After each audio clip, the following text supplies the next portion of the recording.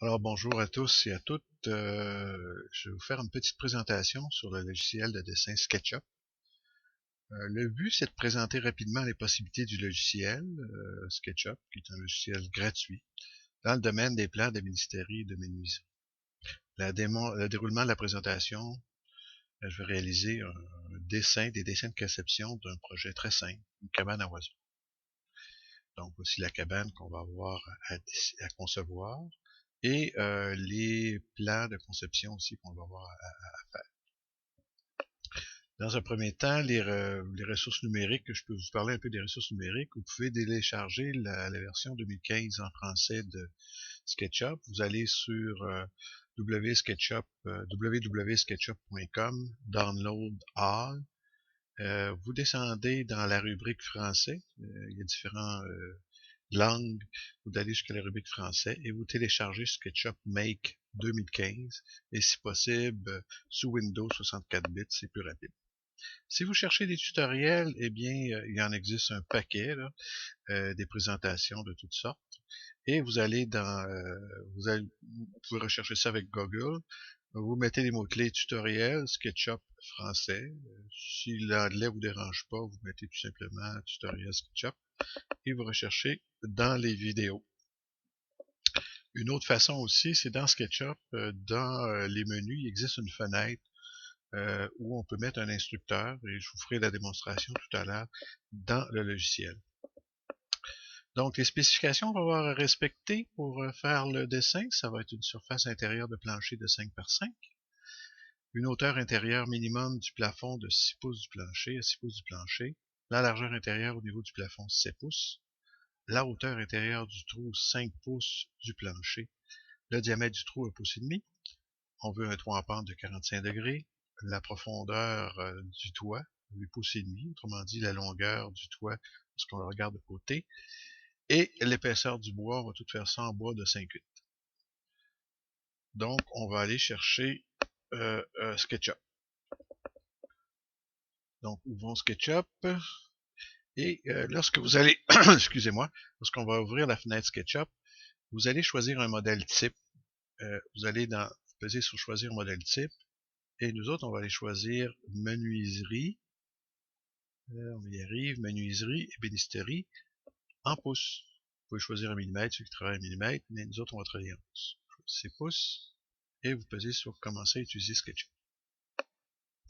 Lorsque la fenêtre SketchUp s'ouvre, vous allez voir un axe vertical en bleu, deux axes horizontaux, un en vert et un en rouge. Mais on va organiser tout ça pour que ce soit un peu plus à notre goût pour faire ce qu'on a à faire. Donc, dans un premier temps, vous allez aller dans Affichage, barre d'outils. Donc, on nous offre différentes barres d'outils et je vous dirais qu'on va choisir celle que je vais vous proposer. Donc, dans un premier temps, grand jeu d'outils. On voit apparaître à côté un grand jeu d'outils. Ensuite, on va enlever celui premier pas puisque le premier pas est contenu dans le grand jeu d'outils. On va aller choisir mesure ici. OK, juste après grand jeu d'outils. Ça nous ouvre une fenêtre ici dans laquelle on peut mettre nos données de façon très précise. Et on va aller choisir les vues qui vont nous permettre ici de se promener devant avec les différentes vues possibles. Vous allez voir que c'est très utile. On ferme ça. Une autre chose aussi qu'il faut faire, c'est que vous allez aller dans Caméra et vous allez choisir Projection parallèle qui est beaucoup plus utile pour nos besoins. Et voilà. On peut commencer à travailler la conception de notre cabane. Donc, commençons par le plancher. On va utiliser la fonction rectangle. Donc, on va peser sur Origine. Et on va se promener comme ça. Là, le triangle, là, on se promène. Donc, pour entrer des données exactes, on va utiliser notre fenêtre de mesure. Donc, on la voit en bas. On sait que c'est 5 pouces par 5 pouces. On va mettre 5, point virgule 5, entrée. On n'a pas besoin de mettre pouces puisque lui, là, par défaut, étant donné qu'on est avec le modèle type menuiserie, il sait que c'est des pouces. Donc, là, en zoomant, on a de la misère à voir. Là. Moi, le zoom, la façon de zoomer, là, je trouve la plus intéressante, c'est d'utiliser la molette ou la roulette là, de la souris. Donc, quand on roule ça, on avance ou on recule, c'est très utile. Et c'est une face ici. Donc, ce qu'on veut, nous autres, c'est un volume. Donc, ce qu'on va faire, c'est qu'on va essayer de produire un volume.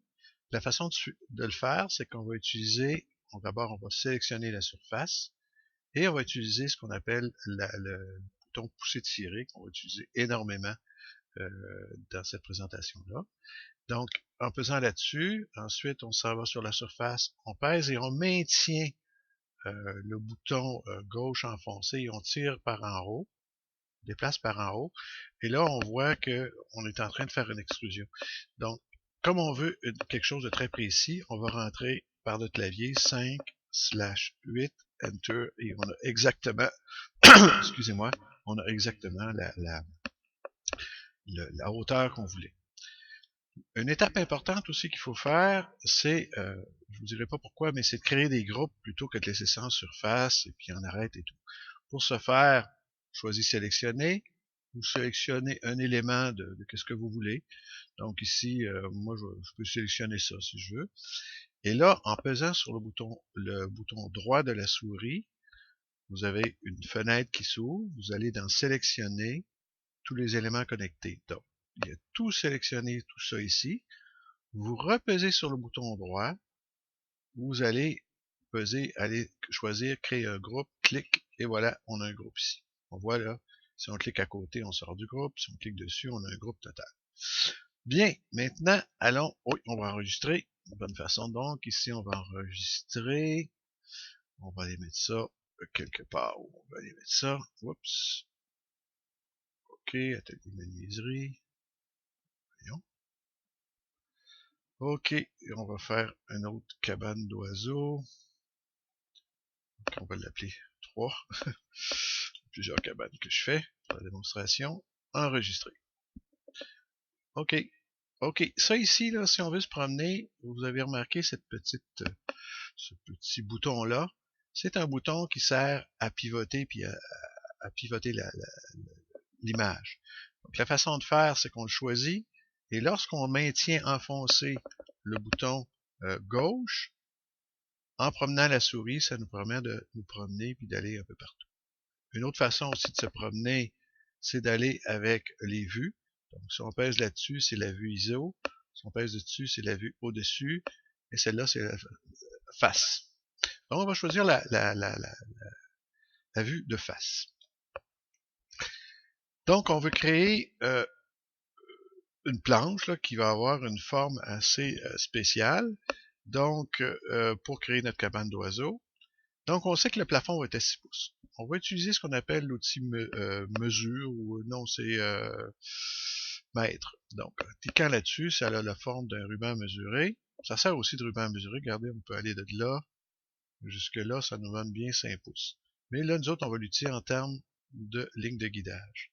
On sait qu'on la veut à 5 pouces de cette chose-là. Donc, en cliquant là-dessus, ensuite, on part par en haut. OK, on voit qu'on monte, puis qu'il y a une ligne qui se promène. Et pour faire ça, on va maintenant, on sait que c'est à 7 pouces. On va peser sur 7 pouces. C'est-à-dire où elle était passée, c'est tout simplement qu'elle est sortie de la vue qu'on voyait. Elle est ici. On sait d'autre part qu'on veut 7 pouces ici. Mais donc, 7 pouces, à partir du milieu, ça va être 3 pouces et demi d'un côté, 3 pouces et demi d'un côté. Donc, on va se créer une nouvelle ligne. En pesant là-dessus, on tire parce qu'on veut une ligne parallèle à ça, dans le fond. On va s'aller. Puis là, ce qui est intéressant, c'est qu'on voit, pour aller au milieu, pas besoin de mesurer. C'est que lorsqu'on se promène sur une ligne comme ça, vous voyez, c'est sûr, je m'en vais cette ligne-là. Vous voyez que tout d'un coup, hop, elle a changé de forme. De carré, elle est devenue ronde. Ronde, ça veut dire qu'on est au milieu de cette ligne-là. Et donc, on voit bien apparaître ça, c'est 2 pouces et demi. On clique et on a une ligne au milieu ici. Maintenant, on veut une ligne de guidage qui serait aussi à 3 pouces et demi. On clique sur la ligne de guidage, on tire, on marque 3 1/2, 3 pouces et demi, et voilà, on vient de la créer. On la crée une de l'autre côté. Et pour aller plus vite, plutôt que rentrer 3, 1/2, on peut mettre 3,5 et le logiciel va le prendre aussi. Donc, on a créé 2 lignes de guidage. Maintenant, on veut créer un 345°. Pour faire ça, on va utiliser un rapporteur d'angle ici. Le symbole est un rapporteur d'angle. On va créer des angles. Donc, on se met ici à partir de lequel on va créer l'angle. On clique un petit peu plus loin sur la ligne pour avoir notre référence. Et en commençant à bouger la souris par en haut, on voit que on crée une ligne, puis on voit les angles en bas, là, 30, etc. Ben, moi, je vais rentrer 45 par le clavier, et voilà, on vient de créer 45. On va aller faire la même chose de l'autre côté. Et voilà. Et là, j'ai pas eu besoin de regarder 45, je savais que c'était à l'intersection, j'y arrivé. Autre chose aussi, la forme ici, là, elle va être spéciale. Donc ici, pour arriver, à partir de là, on va prendre la sélection, à partir de là, jusqu'en bas, on sait qu'on va enfoncer un peu là-dedans, mais on sait pas de combien ici, là, hein? Le mur va, pas parce que les murs, c'est en biseau, là. Donc, ce qu'on va faire, c'est qu'on va reprendre notre ligne de guidage, on va cliquer là-dessus, on sait que ça va passer par là, notre ligne de guidage, c'est à l'intérieur de notre mur, clique, et ça nous permet d'aller chercher ce point-là, qui est effectivement le point où ça va arriver. Et on va créer aussi une autre ligne de guidage de l'autre côté de la même façon. OK. Maintenant, on peut tracer avec nos lignes de guidage notre surface qui va représenter notre profil, pas notre profil, mais enfin la forme de notre planche de devant. Pour ce faire, on va utiliser le crayon, ligne. On va cliquer à l'intersection ici. On va recliquer à l'intersection ici. Ici, je vais avancer pour être sûr que je suis bien à l'intersection. Clic. Clic. Pas sûr, là. Ici, si on veut faire ça, édition, on fait annuler, dessiner une ligne, on se reprend. Et oui, là on est bien sur la ligne. On va aller ici. On va aller ici. Voilà, on a créé notre surface. Je me déplace. Il y a beaucoup de lignes de guidage. On va éliminer les lignes de guidage en allant dans Édition, supprimer les guides.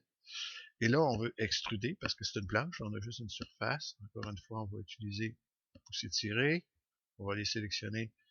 Là, ça les sélectionne direct. Je n'ai pas besoin de passer par sélection parce que sitôt qu'il se place sur une surface, sauf si c'est un groupe, il sait qu'il a identifié les surfaces. Je clique, je tire, je rentre par clavier 5/8 et voilà, je viens de créer ma planche d'en avant. Et je vais maintenant créer un groupe. Je sélectionne, je clique dessus sur un élément, j'ouvre, sélectionner, élément connecté, créer un groupe.